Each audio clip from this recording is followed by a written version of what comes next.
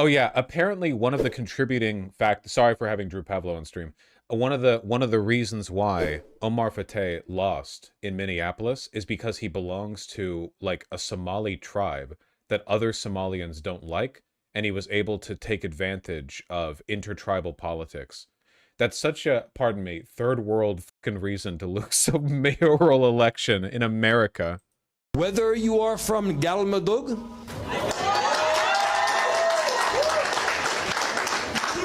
or Getaway, you are from Minneapolis.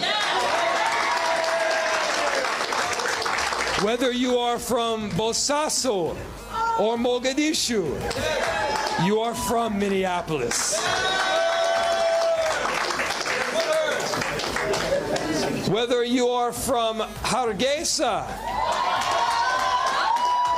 Somaliland, Ogadenia, or Nairobi, you are from Minneapolis. Apparently, like, he educated himself on these tribal divisions and like hardcore played up within the pretty large Somali population in Minneapolis, intertribal hatred towards the tribe that Omar Fateh came from. Yeah, it's good politics, you know? It's good politics for sure. It is crazy. Nairobi's in Kenya, by the way. Yeah, but I think he's playing towards a broader audience here, right? There's like 50 trillion ethnic groups in Africa, right? It's like way more. It's an insane amount of like intertribal diversity. I'm a little impressed. Yeah, it's pretty cynical. In Minneapolis, we love you. In Minneapolis, we embrace unity. And in Minneapolis, this is a place where we are proud to call it home. Mahat said it. Thank you so much. It's like a whole thing over there. Apparently there's like drama. Hold on. Ilhan Omar demands her fellow Somalis should get rid of. This person's a fucking Nazi or whatever. This is like a whole thing.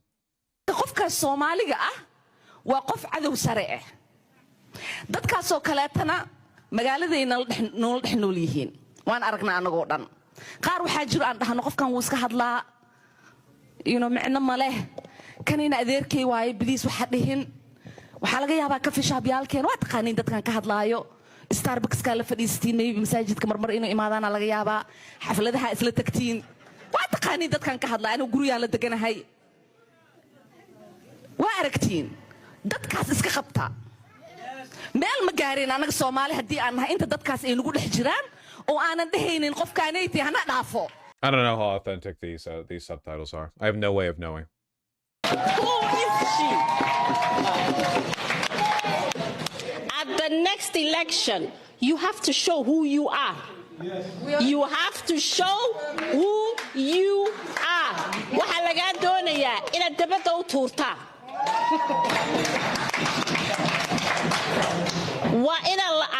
This seems like Gangs of New York territory type political tribalism. And I'm responding as an American should, which is I'm getting like racist in my head over this. Are you kidding me? We lost the progressive mayoral candidate because of fucking bullshit African tribal disagreement. I do not give a fuck about your shitty... It's Somalia, with respect. Like, come on, are you kidding me? It's not even about him. It's about the ethnic group that he's from. That's fucking racist. What the fuck? Mass deportations now? Yeah, 100%. Is this progress? Yeah, for sure. I'm the type of racist who wishes the Somalian guy won the mayoral election. Keep that shit over there. I do believe that, though. I 100% believe that. Yeah, keep that shit over there. I don't give a fuck. Can you imagine how frustrating it must have been to have been, like, a New England area white Anglo-Saxon Protestant, and then, like, 17 different types of Italian all come over at the same time, and they're trying to explain to you how you should hate every one of the other 16 Italian groups or something? The fucking subcategory, they're like explaining the taxonomy, and it's getting like hyper specific. They're like, you know, fucking familial lines. Here's the tree. This is why this village hates this village. They literally did that to Sicily. No, I know. And what I'm saying is, fuck, keep that shit out of my country. That's what I'm saying. I know they did that. That's the reference I'm drawing. That's crazy. Probably didn't actually lead to a change in the outcome. of the election, you know, but all the same. Well, the Klan is mad because the Klan tried to genocide them, but yeah. Okay, yeah, but you can't, like, blame individuals for that. I don't think Omar Fateh was complicit in the Isak genocide. Unless... You know, it could, the $2,000 dividend could come in lots of forms, in lots of ways, George. You know, it could be just the tax decreases that we are seeing on the president's agenda. You know, no tax on tips, no tax on overtime, no tax on Social Security, deductibility of all. That's so fucking funny. In what form will my $2,000 tariff check come in?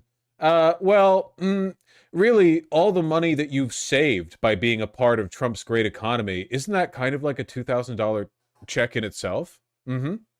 Auto loans. So, you know, those are substantial deductions that, you know, are being financed in the tax bill. Incredible. Okay. Well, nice to know that's not happening. Look at Haiti. What part of Haiti are you saying to yourself, we need more of that? Beaches. Isn't this an older clip? Well, we have more beaches than them too, right? Don't we? Right. We're a much bigger country. We don't want a marine invasion and occupation of the United States that constantly decapitates governments and takes the money out of the country and saddles us with, we don't want like, the Clintons debt either. from a revolution. Yeah. Right. Although I don't. So you're saying that we wouldn't want to be like basically a colony that the entire West spends 200 years punishing after the Haitian Revolution. I get that. I understand that, but also at a certain we point, wouldn't want that. No, yes. we wouldn't want that. But I would also say that that's not entirely why Haiti's in the position that it's in. This is an older clip, right? I swear to God, I remember this from before, where Matt Walsh was doing the standard racist, like, we don't want to be Haiti because Haiti's full of parentheses black people. And Ryan Grimm is like really quickly schools him and shuts him the fuck up. I mean, at a certain point, as a country, you have to stand on your own 2 feet and take care of yourself. Stand. And But at what point is that? They elect Aristide and we overthrow Aristide. Then they elect Jovenel Moïse. Jovenel Moïse is assassinated a bunch of people. I disagree with Ryan Grimm on some stuff, and I stand by those criticisms. However, massive respect for just being able to roll into that, you know? Fucking... Yeah, here's the history of U.S. colonialism in Haiti. Fuck, I wish I could have... It's probably, like, not just a talent. It's also a skill. You have to, like, grow into it a little bit. Remembering a bunch of stuff. I wish I can't do the policy wonkery because of it. It all just turns into miasma up here, you know? American connections, and then we install. Thank you, my love. How'd you do that? How'd you do? I got a smiley face. I don't know if I can show it to the camera without tilting it too far. Look, I got a smiley face. See? But this is from what do they call it? Nespresso. You just, like, at the end of it, you just did the little... How'd you do the dots, though? I took it out and it was perfect. Really? It worked out. Babe, you're so talented. I love you. All right, what are we doing? In 2021, like, the United States installed the prime minister that we just ousted. Like, so we could say, okay, yeah, you got to get over the, 200 years ago, but, like, we're still doing it.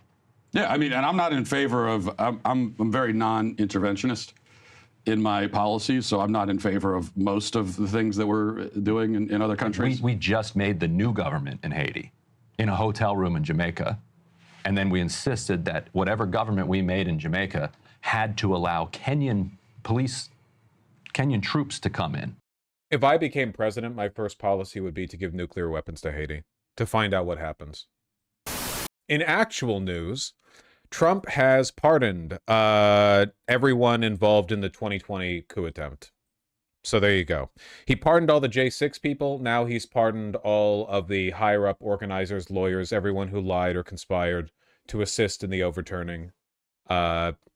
Completely expected, honestly. It's kind of surprising. If anything, it's kind of surprising he held off this long. Does anyone else agree? I feel like he held off so long on doing this. Maybe because he doesn't like Giuliani anymore? I have no idea. But yeah, a bunch of pardons, pretty much exactly what you'd expect. Lawless country. President Trump has pardoned some of his most loyal allies from the 2020 era, all accused of trying to aid in his efforts to overturn the 2020 election results when he lost the White House to Joe Biden. On the pardon list, former Trump attorneys Rudy Giuliani and Sidney Powell, as well as the president's former chief of staff, Mark Meadows. In all, the Justice Department says that 77 people received what they're describing as, quote, full, complete, and unconditional pardons related to all of this. CNN's Kevin Liptak is at the White House for us on this one. Kevin, what more are you hearing about this? Is the White House saying more specifically on these pardons? They're not saying more at this point, and you're right, this is quite a lengthy list, 77 names in all, many of whom will be familiar to anyone who's been kind of following this saga for the last 5 years. The president's pardon attorney posted the paperwork on social media last night. I think it's important to note that none of the names have actually been charged with a federal crime. So in a lot of ways, this is a symbolic move, but it still just underscores President Trump's effort. Yeah, that's true. There's still a bunch of state charges directed against them. You know, it's not really that meaningful. It's just fucking stupid. Efforts to kind of rewrite the history of the 2020 election. And I'll just read for you a little bit of the sort of preamble, which is pretty striking when it describes its intent here. It says, this proclamation ends a grave national injustice perpetrated upon the American people following the 2020 presidential election and continues the process of national reconciliation. And to tick through some of the names here, Rudy Giuliani, of course, the former New York City mayor who helped lead the effort to pressure states to reject Biden's victories. You also have Sidney Powell, who's the conservative attorney who worked with Giuliani, Mark Meadows, who was the president's chief of staff at the time, Jenna Ellis, who also worked closely with... Whatever. It's a fucking vice signal. It doesn't even fucking matter. Yeah, but we needed the Dem president in 2028 to lock these people up in federal charges. Buddy, listen, we all need to dispel with this delusion right now, okay? I'm sorry you have to hear it from me, but it's true. There is a 0% chance that whatever Democrat is in power in the future is going to engage in punitive action against the Republicans. It's all going to be water under the bridge. The Republicans will say... that because Trump will be dead because he's like really fucking old and also his brain's melting. The Republicans will say, yeah, Trump went overboard on some stuff, but we're going to carry forward his essential legacy of protecting affordability for Americans. But we don't agree with the whole J6 stuff. And Democrats will be, okay, that's enough for us, I guess, then. We're just going to move on. And then the Republicans will win the next election. You know, it's going to keep happening over and over and over again unless something changes. Guarantee you. And if you disagree, I think you're delusional. I think you're actually engaging in like wishful thinking. Not workable. I am delusional? Okay, well that can be that. I mean, that can, you know, that's also a possibility. Why is Nick getting so popular? Fundamentally, it's young men's fear of young women, you know? That's the root of it. So incels? Yeah, right? I mean, to a large extent, I'd say, I think. Sexual insecurity is and always has been the name of the game. They're just scared of being gay or some shit? No, I don't think they're scared of being gay. I think they're terrified of the fact that they are straight. How much of it is actual fear versus being told that this is something young men should fear? I don't think young men are being told they should fear women. I think there's like an innate, borderline innate, like growing pain you have to get over when you hit puberty, like dealing with women as a guy and vice versa. And they're in a state of arrested development where their inability to get over it is being exacerbated both by a broader set of social conditions and also by the influences around them. Who are basically like encouraging them to not get over it, sort of. Genuine question, why do you horny comment about other women when you have a partner you say you're monogamous with? Is that not cheating? I haven't said I'm monogamous. You know, I think that the exact boundaries that you have with any partner, sexual or otherwise, should be, you know, negotiated in the context of that relationship. But I don't think I've said, you know, that I adhere to a strict traditional, you know, Christian definition of monogamy. This was about Luna, I think, in E33. No, that dono came in like 2 minutes ago. Also very private. Well, I can't pretend that it's private when I ramble about personal stuff so often on stream. That being said, I think that especially nowadays, people are definitely like rediscovering like or where lines are, you know, in terms of their personal preferences. Like, for instance, and I'm gonna pitch this like earlier. Oh, this was with regards to E33. Okay, well, I would say, and I'll say this cleanly, if you're in the kind of monogamous relationship where you can't even comment that a video game girl is hot. That's pretty crazy to me. Now, I understand historically that might be the case, right? Like maybe in the 1950s or whatever, if you're in a relationship and like you can't say, "Oh, Marilyn Monroe is so pretty," because your wife would like hit you with a cooking pan or something. But to me nowadays, the concept of that is pretty crazy, you know? Frying pan, yeah, frying pan. Would you ever be in a twink polycule with your partner? Nice try. For one, it can't be a twink polycule because I'm not a twink. For two, nice try. For three, I think a lot of... I'm not anti-polygamy. Sorry, not polygamy. Polyamorous. I am anti-polygamy. I'm not anti-polyamory. Excuse me. However, look, I live in the Seattle area. There are a lot of polyamorous, you know, young queer people. Yeah. A lot of polyamorous young queer people in Seattle, right? And there are so many, you know, you hear so many stories. I think that a lot of people engage in polyamory as a kind of decision paralysis, you know? You have communities of people who usually are very poor, they rely on each other, they become interdependent, but they're also terrified by the idea of having to make definitive choices about which direction their life goes in, how they want to spend their time, who they want to spend their time with. So in a lot of cases, polyamory turns into this big sprawling mess where we're not talking about like a well-regimented, committed relationship between any number of people, but rather this like weird indeterminate friend slop thing. And because in a relationship that indeterminate and complicated, nobody really does a good job of negotiating their personal boundaries or what their expectations are, you run into this problem where like it's like a broader friend circle, but you're expected to do the dishes, and if you stop putting out, people stop talking to you because there are other people who do put out. It's not really built on like mutual connection, more just like, well, we're all in the cuddle pile together, you know. To each their own, right? But I have heard of a lot of people being in some version of this dynamic and living in constant anxiety about like how much they're liked within the weird amorphous group and so on and so forth, you know? And I think stuff like that's probably pretty bad. You have to have a slightly more disciplined position on I guess how you want to spend your time and what your relationships are. But that's not a mark necessarily against polyamory. It's just a lot of people don't really do that in a good way. People, you know, in the same way that people can have toxic monogamous relationships, you can kind of defer to that in a way where it's more about convenience and an inability to set boundaries than it is like actually three people wanting to all be, you know, in a relationship with each other type shit. Wait, so are you anti-polygamy or not? I'm anti-polygamy, like the Mormon shit, but I'm talking about polyamory right now, which is different. Polygamy is one person with usually many wives, one guy with many wives. I see no issue with polygamy. I'm not getting into this, okay? Not trying to drama frog, but Philosophy 2 made a worrying video on the fertility rates. You know, I saw people in the subreddit talking about that. I saw them saying like pre-watching this to see what... All air traffic sorry about that. I hit the wrong key and autoplayed an existing video. Want to see what Vaush's position on it is going to be, and I haven't seen it, so I don't know what the position is. What did she say? What I'm saying is I don't know. Could I get a summary? Grok? I only watched the first few minutes. She seemed anti-natalist. Well, I don't want to just take, you know, it's a full 50-minute video. I don't want to, you know, just run off a hastily formed conception.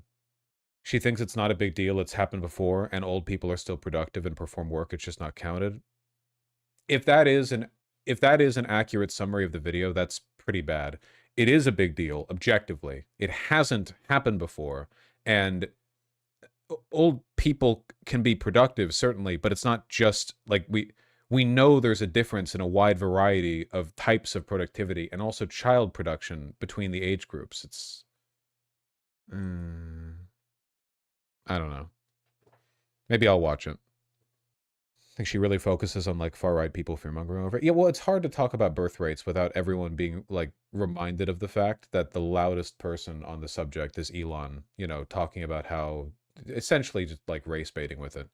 But that's not like you can't ignore a real issue just because racists also like to talk about it. It is a real issue. That'd be like ignoring the subject of crime because like law and order bullshit is often weaponized by conservatives. I too want to see Vaush's position on this. Okay, maybe I'll watch it in my off time. I'll watch it in my off time today. I'll try to find it. I'll put on my phone or something, and I'll have an opinion by tomorrow. Okay. I don't think you should downplay it. Like I think it's a very serious problem. It's going to lead to a lot of like genuine civilizational decay in the long run unless something is done about it, you know? You really do not want your population pyramid to be so heavy at the top, especially because like old people are so expensive. And what are you going to do about the declining population? Like, what are you going to do to manage it? It makes it very difficult to plan for the future. You want to keep a more or less steady population once you've reached plateau. You know, it's not good. South Korea is kind of fucked. You can't downplay that. Yeah, South Korea is literally like on a nearly unavoidable demographic like death spiral at this point, you know? Their birth tick upticks recently. It might actually be too late. I don't know. I'll watch the video. I can't speculate too much if I haven't like actually seen it.